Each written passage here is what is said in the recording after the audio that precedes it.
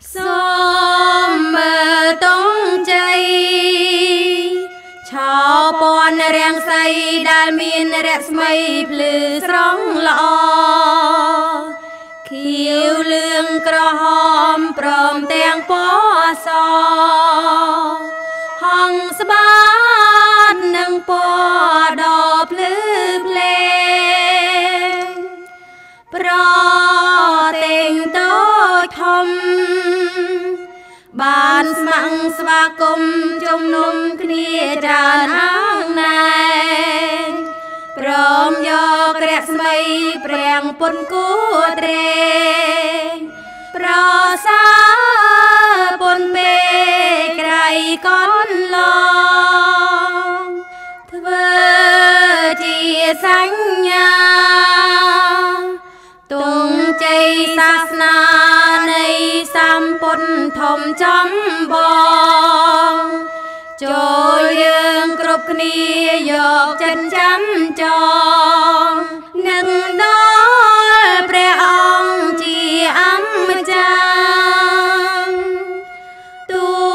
ងជាតិផ្សេងគ្នាក៏ត្រូវដឹងថា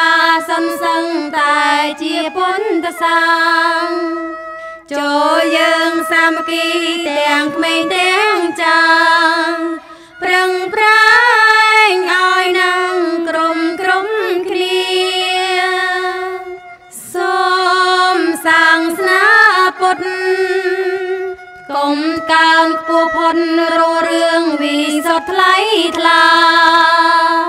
ហើយមានជោគជ័យផ្សាយពេញលោកាដោយជនជ្រះថ្លាច្រើនសាយលៀនមា